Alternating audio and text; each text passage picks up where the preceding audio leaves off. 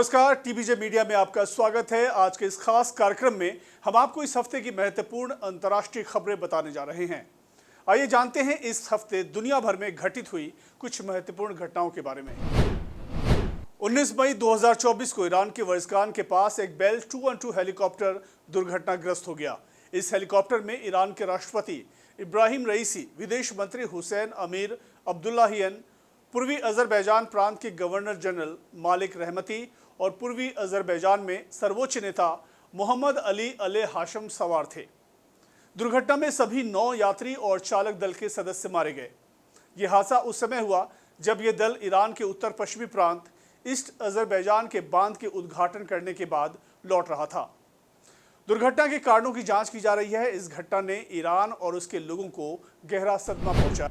तुर्की की बैक्टर अकिंची ड्रोन ने ईरान के राष्ट्रपति समेत 9 लोगों की हेलीकॉप्टर हादसे में दुर्घटना स्थल की खोज की और शवों की तलाशी अभियान में महत्वपूर्ण भूमिका अदा की। ये ड्रोन तुर्की की नवीनतम तकनीक का प्रतीक है। घटनास्थल पर ड्रोन की असफलता तुर्की की तकनीकी प्रगति को दर्शाती है। तुर्की के बैक्टर अकिंची ड्रोन की तारीफ अंतर्राष्ट्रीय स्तर पर हो रही है। आयरलैंड, नॉर्वे और स्पेन ने फिलिस्तीन को एक स्वतंत्र राष्ट्र के रूप में मान्यता दी है। ये कदम फिलिस्तीन की आज़ादी के संघर्ष में एक महत्वपूर्ण मील का पत्थर है। इन देशों के इस निर्णय से अंतर्राष्ट्रीय मंच पर फिलिस्तीन का समर्थन बढ़ा है। इसके चलते अन्य यूरोपीय देशों पर भी ऐसा ही करने का दबाव बढ़ गया है। फिलिस्तीन ने इस समर्थन के लिए आभार व्यक्त किया है। Step to achieving peace in the Middle East. Today, Ireland, Norway, and Spain are announcing that we recognise the state of Palestine.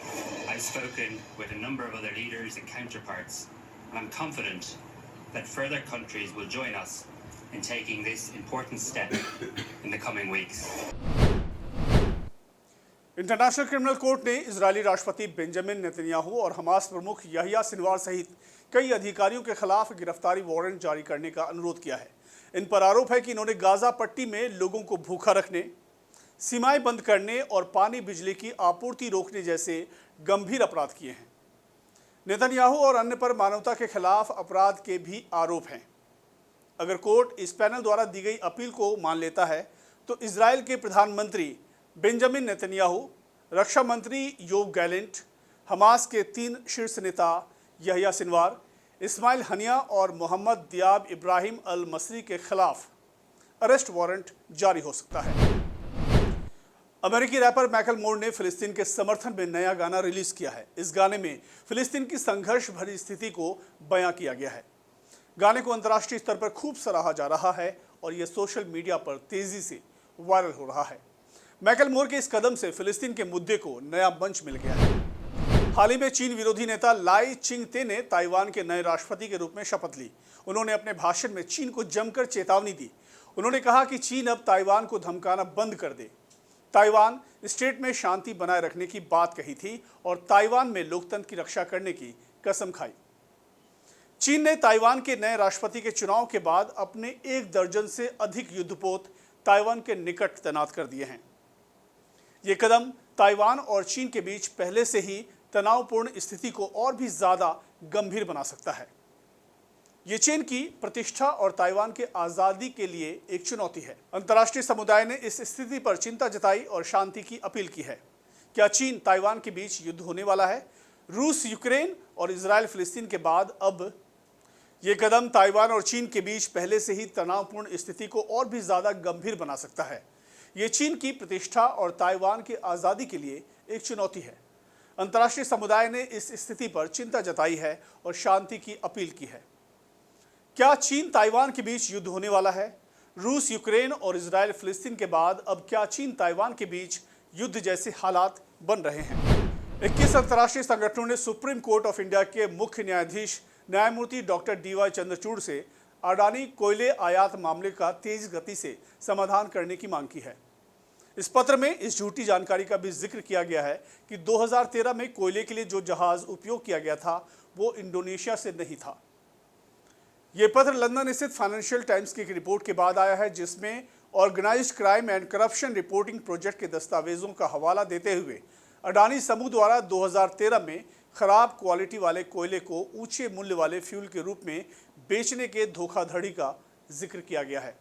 इन संगठनों ने कहा कि ये फॉसिल फ्यूल्स के लगातार उपयोग के खिलाफ खड़े हैं और फाइनेंशियल टाइम्स की रिपोर्ट ने लो क्वालिटी वाले कोयले को अधिक महंगे स्वच्छ ईंधन के रूप में बेचने का नया और डिटेल्ड सबूत प्रदान किया है, जो अडानी समूह द्वारा तमिलनाडु के टैंगेडको के साथ किए गए लेनदेन में शामिल है। सिंगापुर जाने वाली सिंगापुर एयरलाइंस की एक फ्लाइट 21 मई को म्यांमार के आसमान में एयर टर्बुलेंस में फंस गई। इस दौरान अचानक लगे झटकों से 73 साल के ब्रिटिश यात्री की मौत हो गई, जबकि 100 से ज़्यादा लोग घायल हो गए। ऐसे में फ्लाइट की थाईलैंड की राजधानी बैंकॉक में इमरजेंसी लैंडिंग करानी पड़ी। गंभीर रूप से घायल 20 लोगों का बैंकॉक के इंटेंसिव केयर में इलाज चल रहा है। रिपोर्ट के मुताबिक सिंगापुर एयरलाइंस की बोइंग 777-300 ER फ्लाइट ने लंदन से भारतीय समय के मुताबिक 21 मई की देर रात 2:45 पर उड़ान भरी थी। उड़ान के करीब 10 घंटे बाद म्यांमार के एयर स्पेस में ये टर्बुलेंस में फंस गई। झटके इतने तेज थे कि प्लेन महज 5 मिनट में 37,000 फीट से 31,000 फीट पर आ गया। इसके बाद फ्लाइट को भारतीय समय के मुताबिक दोपहर 2:15 पर बैंकॉक डाइवर्ट किया गया। यहाँ की स्वर्ण भूमि एयरपोर्ट पर प्लेन की इमरजेंसी लैंडिंग कराई गई। कनाडा हमेशा से अप्रवासियों का स्वागत करने के लिए जाना जाता रहा है, लेकिन अब देश के कई हिस्सों, खासतौर से प्रिंस एडवर्ड आइलैंड यानी PEI प्रांत अपने इमिग्रेशन परमिट में कटौती कर रहा है। अप्रवासियों की भारी संख्या से जूझ रहे PEI ने स्थानीय लोगों के विरोध के बीच कुछ नियम बदल दिए हैं। नियमों में बदलाव का असर अंतर्राष्ट्रीय छात्रों पर पड़ रहा है। इससे सैकड़ों भारतीय छात्र भी निर्वासन का सामना कर रहे हैं। भारतीय छात्र नए नियमों का विरोध भी कर रहे हैं। इसकी वजह का खुलासा खुद प्रांत के निवासियों ने किया है और वो भारतीय अप्रवासियों के खिलाफ क्यों हैं।